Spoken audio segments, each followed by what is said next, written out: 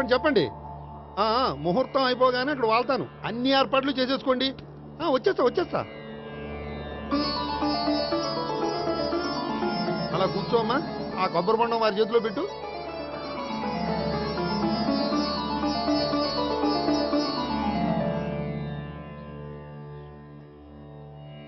అందరికీ ఇలా గొడుగులు ఇచ్చే బదులు షామియానా వేస్తే సరిపోద్ది కదా.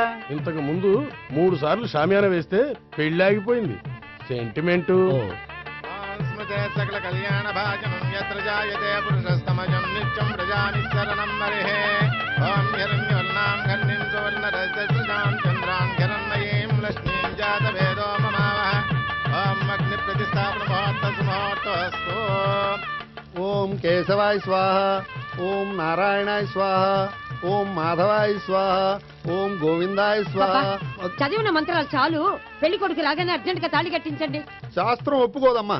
500 ఎక్కువ సంభావన ఇస్తానయ్యా. అయితే శాస్త్రం దానంతా అదే ఒప్పుకుంటుంది. ఇంతకీ పెళ్లి కొడుకు ఎక్కడమ్మా? వస్తున్నాళ్లే.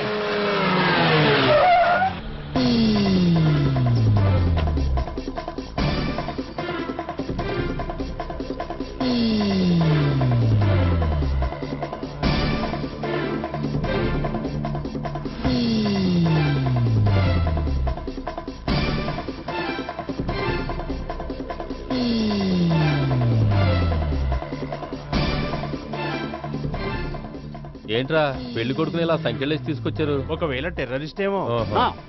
You are wrong. వాడు టెర్రరిస్ట్ కాదు, భక్తు ఎగనెస్ట్ పెళ్లికి. అందుకే వాడి బామ్మ అలా అరేంజ్ చేయించింది.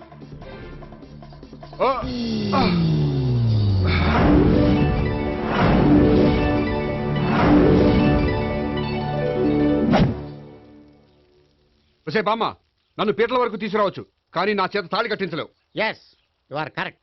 మనిషిని బలవంతంగా బారులోకి తీసుకెళ్లగలం గాని బీరు తాగించగలమా? మీరు నోరు ముయ్యండి. బాటిల్తోనా?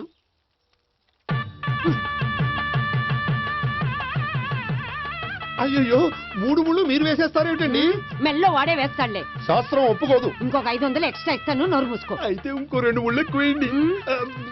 మెల్ల వేయరా. ఇలా చెప్తే నువ్వు వినవు. మమ జీవన హేతునాం కండే వర్ణామి చూడే తరుణం గతం.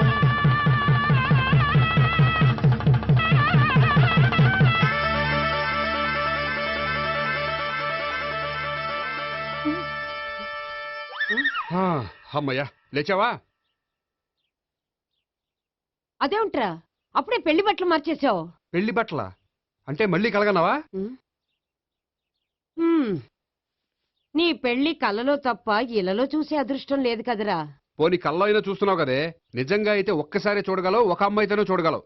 అదే కల్లో అయితే ఐశ్వర్యరాయ్తో కూడా నా పెళ్లి జరిగినట్టు ఊహించుకోవచ్చు. ఊహించుకో మరి.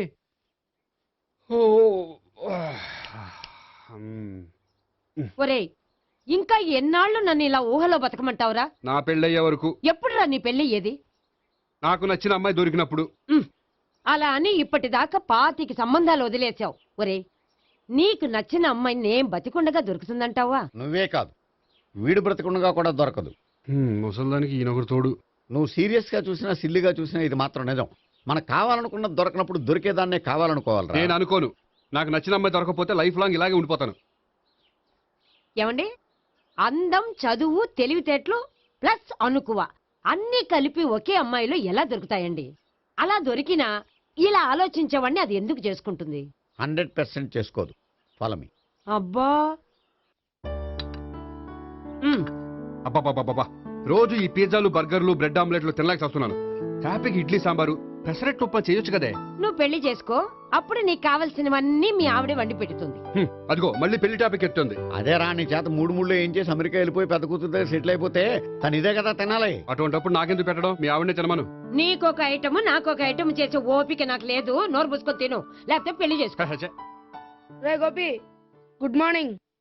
రే, నీకు ఎన్నిసార్లు చెప్పారు అలా పిలవద్దని? నేను నీకెన్నిసార్లు చెప్పాను అలాగే పిలుస్తానని? Hi burger.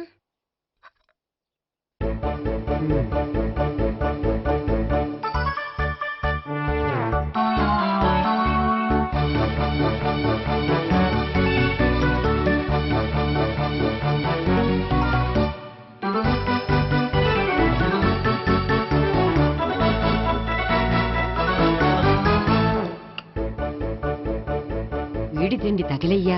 రోడ్డు దాటేటప్పుడు ఏ రోడ్ రోలరో విని తొక్కేస్తే బాగుండు. ఏంటి రోడ్ రోల్లో ఏదైనా నన్ను తొక్కేస్తే బాగుండు అనుకుంటున్నావా?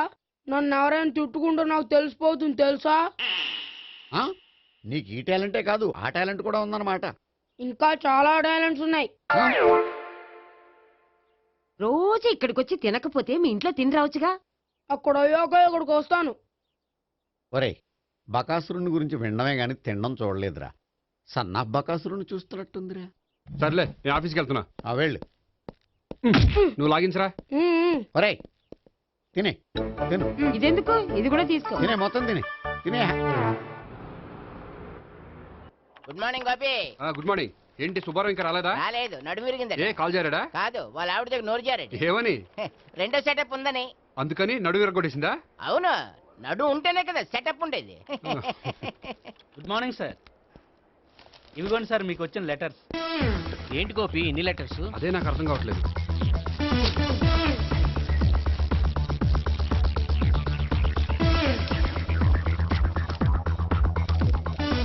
గౌరవనీయులైన గోపీకృష్ణ గారికి నమస్కారములు. పెళ్లి పందిరిలో మీ యాడ్ చూశాం. మీ క్వాలిఫికేషన్స్, మీ ఉద్యోగం మాకు నచ్చాయి. మిమ్మల్ని మా అమ్మాయికి చేసుకోవాలనుకుంటున్నాం. మీకు మా అమ్మాయి ఫోటో వివరాలు పంపుతున్నాం. మీకు నచ్చితే మిగతా విషయాలు పెళ్లి చూపుల్లో మాట్లాడుకుందాం. ఏంటి పెళ్లి పందిరిలో యాడ్ ఇచ్చావా? నేను ఇవ్వలేదు, మా బామ్మ ఇచ్చి ఉంటుంది. ఎవరిస్తే ఏంటి, కవర్లు వచ్చాయి కాబట్టి చించి చదివేస్తే ఓ పని అయిపోద్ది. చదవండి అయ్యా, ఫిగర్ బాగుంటే చెప్పండి.